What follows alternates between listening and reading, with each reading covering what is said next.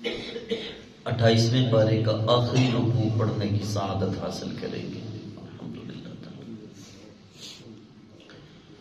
اللہ تعالی نے ارشاد فرمایا یا ایھا الذین آمنوا توبوا الی اللہ توبۃ نصوحا، اے ایمان والوں اللہ کی طرف سچی توبہ کرو، اخلاص والی توبہ کرو، پکی توبہ کرو۔ عسى ربكم ان يكفر عنكم سيئاتكم، یہ بات بعید نہیں کہ تمہارا رب تم سے تمہارے گناہوں کو مٹا دے۔ توبۃ نصوحا، اللہ حکم فرما رہا ہے کہ ایسی توبہ ہو کہ پھر جس کے بعد گناہ نہ ہو، جس کے بعد ظلم نہ ہو، جس کے بعد پھر گناہ کی طرف جانے کا ارادہ بھی نہ ہو، سوچ بھی نہ ہو، پھر جس کے بعد کسی کے ساتھ زیادتی نہ ہو، پھر جس کے بعد کسی کا حق مارنا نہ ہو، ایسی توبہ اللہ فرما رہا ہے توبۃ نصوحا، توبۃ نصوحا، پکی توبہ کرنا تمہارا کام ہے، تمہارے گناہوں کو مٹانا تمہارے رب کا کام ہے۔ وَيُدْخِلَكُمْ جَنَّاتٍ تَجْرِي مِن تَحْتِهَا الْأَنْهَارُ، لیکن میرے دوست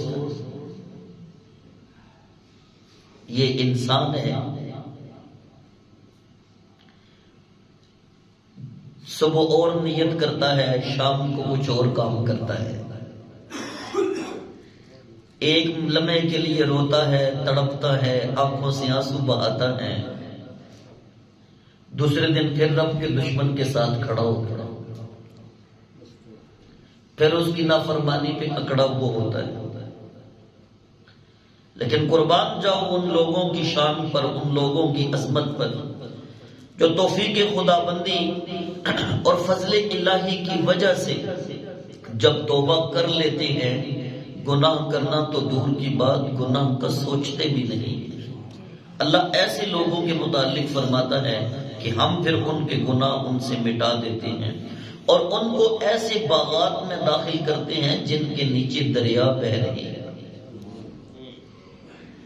یوم لا یخزی اللہ النبی والذین آمنوا، بڑی توجہ سے سنیے، جس دن اللہ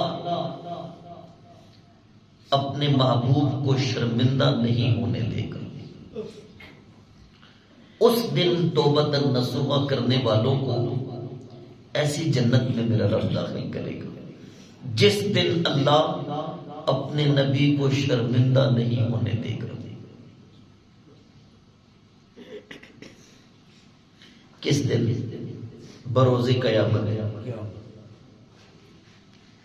جب میرا نبی فرمائے گا محبوب، اے معبود برحق، اے میرے مالک، یہ میرا امتی تھا جو ٹوٹ ٹوٹ کر مجھ سے محبت کرتا تھا، یہ میرا امتی تھا جو تجھ سے سچا پیار کرتا تھا، لیکن غفلت کے باعث اس سے کئی گناہ سرزد ہو گئے۔ اللہ میں محمد تجھ سے شفاعت کی امید رکھتا ہوں۔ اللہ فرمائے گا محبوب عسى ربک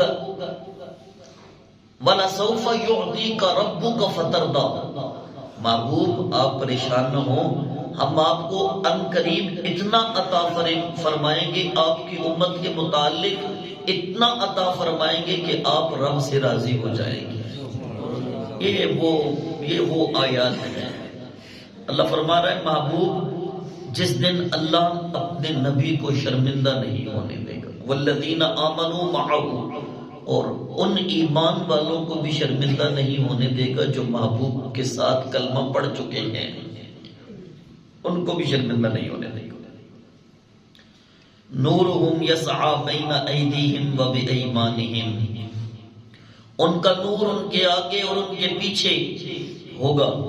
یقولون، اور وہ کہیں گے ربنا اتمم لنا نورنا واغفر لنا، اے ہمارے رب تو ہمارے لیے ہمارا نور بھی مکمل فرما دے اور ہمیں بخشش بھی عطا فرما دے۔ انک علی کل شیء قدیر، بے شک اللہ ہر چیز پر قادر ہے۔ یا ایھا النبی جاہد الکفار والمنافقین واغلظ علیہم، اے نبی کافروں اور منافقوں کے ساتھ جہاد کرو اور ان پر سختی کرو۔ دو گروہوں پہ میرا رب جہاد کرنے کا اور سختی کرنے کا حکم دے رہا ہے، ایک کافروں پہ، دوسرا منافقوں پہ۔ کافر تو واضح ہے نا، جو کہتے تھے کہ ہم کافر ہیں جی، وہ واضح، اور منافق اس کی سمجھ نہیں آتی، منافق کی سمجھ نہیں آتی، وہ اپنا ہو کے بھی اپنا نہیں ہوتا، وہ ساتھی بن کے بھی ساتھی نہیں ہوتا، وہ میرے مصطفیٰ کے پیچھے کلمہ پڑھ کے بھی مومن نہیں ہوتا۔ اب منافق کا پتہ کیسے چلے گا؟ اللہ فرما رہا ہے محبوب ان کے ساتھ جہاد کرو، منافق کا پتہ کیسے چلے گا؟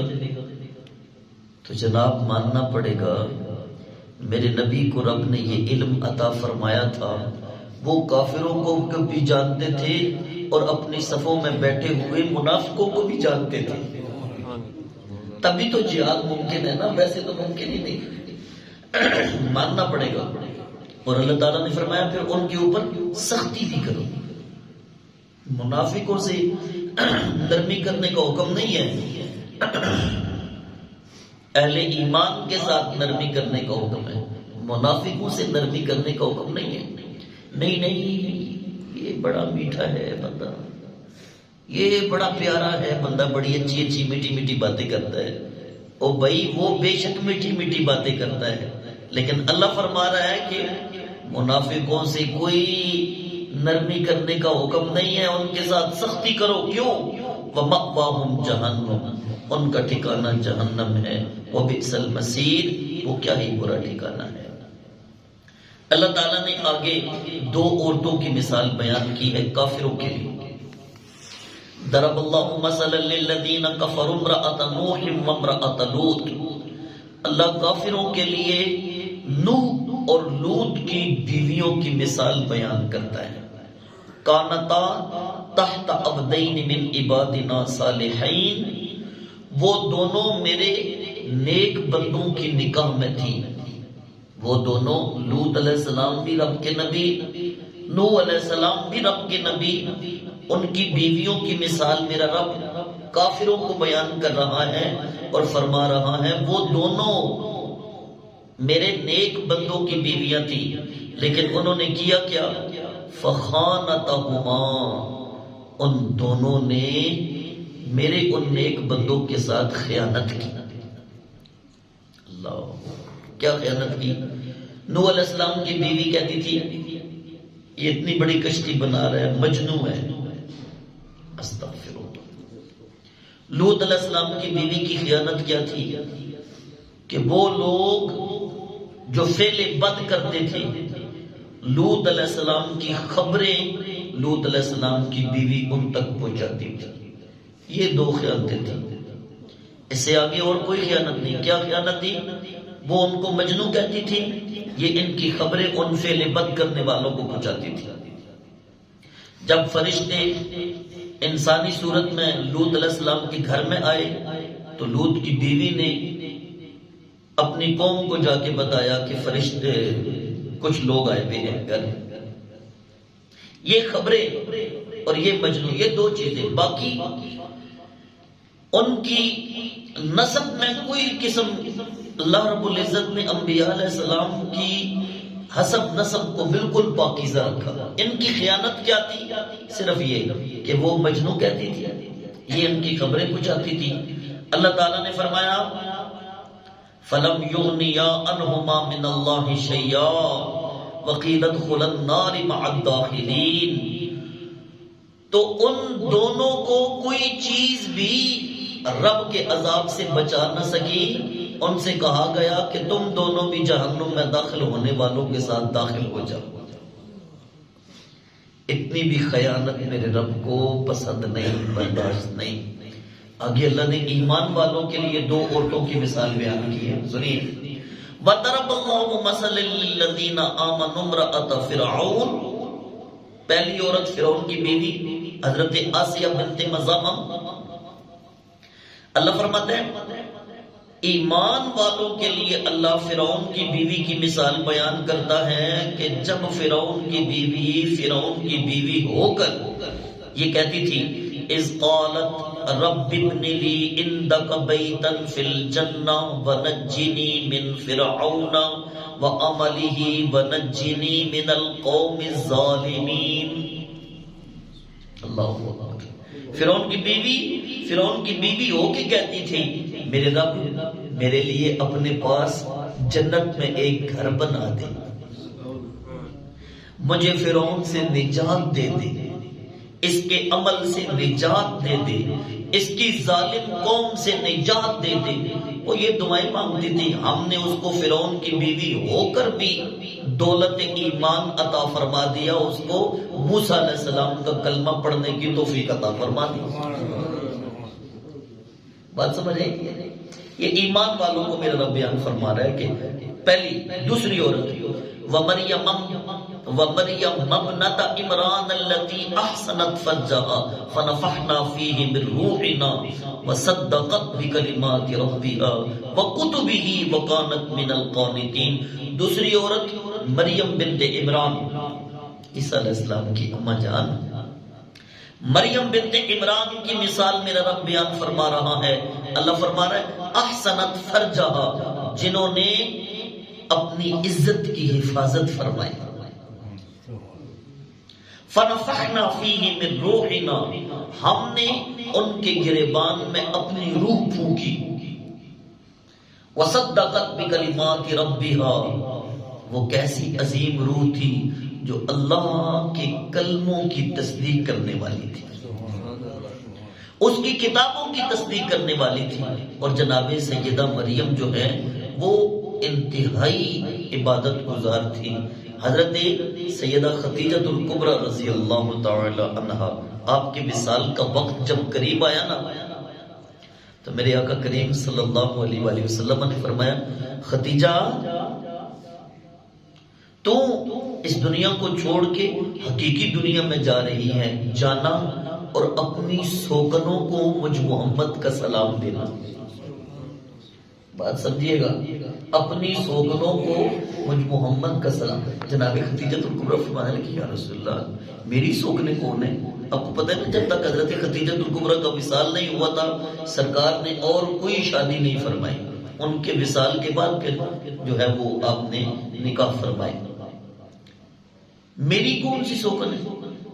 اللہ اکبر کبیرہ۔ میرے آقا نے فرمایا آپ کی سوکن جنت میں میری نکاح کے اندر آپ بھی ہوں گی، خدیجہ آپ بھی ہوں گی، آسیہ بنت مزاحم وہ فرعون جس کی بیوی جس نے موسیٰ علیہ السلام کا کلمہ پڑھا وہ بھی ہوگی، اور اس کے علاوہ مریم سیدہ مریم بنت عمران بھی ہوگی۔ میرے نکاح میں جنت میں یہ بھی ہوگی، ان کو جا کے میرا سلام کیا کہا ہے۔ سمجھ آئی بات؟ تو نیک بیویاں اللہ رب العزت ان کو جنت میں مقام بلند نصیب فرمائے گا۔ احباب ذی وقار، آج کی اس ٹاپک میں ہم نے توبہ نصوحہ کی بات پڑھی اور یہ بات بیان کی، میرے رب نے مثال دے کے کہ اہل ایمان چاہے کفر کے بادلوں میں چھپے ہوئے ہوں وہاں بھی اللہ ان کو نیکی کی توفیق عطا فرما دیتا ہے، اور منافق چاہے مسجد نبوی کی صفوں میں بیٹھ کے نماز پڑھ رہے ہوں اللہ ان کو جنت وہاں بھی نہیں نصیب فرمائے گا، اس لیے کہ نفاق میرے رب کو اچھا نہیں لگتا، انکار میرے رب کو اچھا نہیں لگتا۔ اللہ رب العزت ہمیں اپنے ذات پر ایسے کامل ایمان کی توفیق نصیب فرمائے کہ مرتے وقت ہم سب کی زبانوں پہ کلمہ بھی جاری ہو جائے۔ وما علیہ الا البلاغ المبین۔